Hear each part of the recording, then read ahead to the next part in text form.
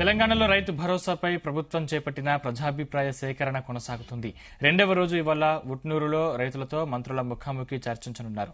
రైతు భరోసా విషయంలో రైతుల సూచనలను cabinet sub committee సేకరించనుంది. Rythu Bharosa మార్గదర్శకాల కోసం క్షేత్రస్థాయిలో ప్రభుత్వమే కదిలింది. ఉప ముఖ్యమంత్రి బట్టి విక్రమార్క నేతృత్వంలోని మంత్రివర్గ ఉపసంఘం ఖమ్మంలో అభిప్రాయ సేకరణ చేపట్టింది. రైతు బంధు పథకం అమలులో తలెత్తిన లోపాలను సరిదిద్ది చిన్న సన్నకారు రైతులకే పెట్టుబడి సాయం అందేలా చూస్తామని బట్టి విక్రమార్క భరోసా ఇచ్చారు. తొలుత ఉమ్మడి జిల్లాల వారీగా ప్రజలు, రైతు సంఘాల నుంచి ప్రజాభిప్రాయ సేకరణ చేపట్టాక తుది నిర్ణయం తీసుకుంటామని స్పష్టం చేశారు. సాగు రంగాన్ని కాపాడుకుని దానిపై ఆధారపడ్డ రైతులకు అండగా ఉంటామని హామీ ఇచ్చారు.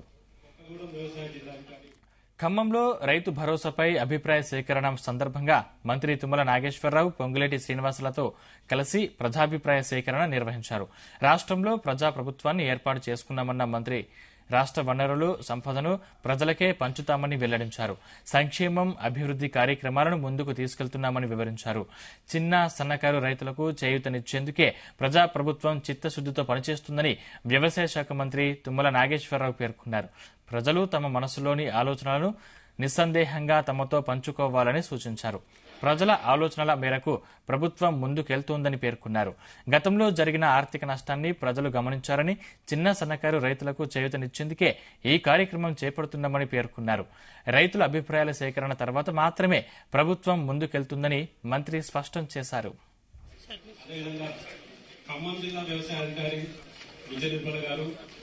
కొత్తగూడెం వ్యవసాయ జిల్లాధికారి బాబురావు గారిని కూడా వేదిక మీదకి రావాల్సిన కోరడం. గత ప్రభుత్వ హయాంలో చేపట్టిన పథకాలన్నీ అనర్హులకు అందేలా లోపభూయిష్టంగా ఉన్నాయని రెవెన్యూ శాఖ మంత్రి పొంగులేటి శ్రీనివాసరెడ్డి ఆక్షేపించారు.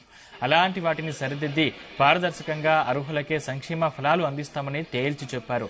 వర్క్ షాప్ లో చర్చలు, అభిప్రాయాలు, సూచనల్ని సదస్సు జరిగిన 2 రోజుల్లో నివేదిక రూపంలో కలెక్టర్లు, వ్యవసాయ శాఖకు పంపిస్తామని, రైతు భరోసా ఎవరికి ఇవ్వాలనే విధి విధానాలు, అర్హతలపై అభిప్రాయాలు సేకరించిన తర్వాత మంత్రివర్గ ఉపసంఘం సమావేశమై చర్చిస్తోందని వెల్లడించారు.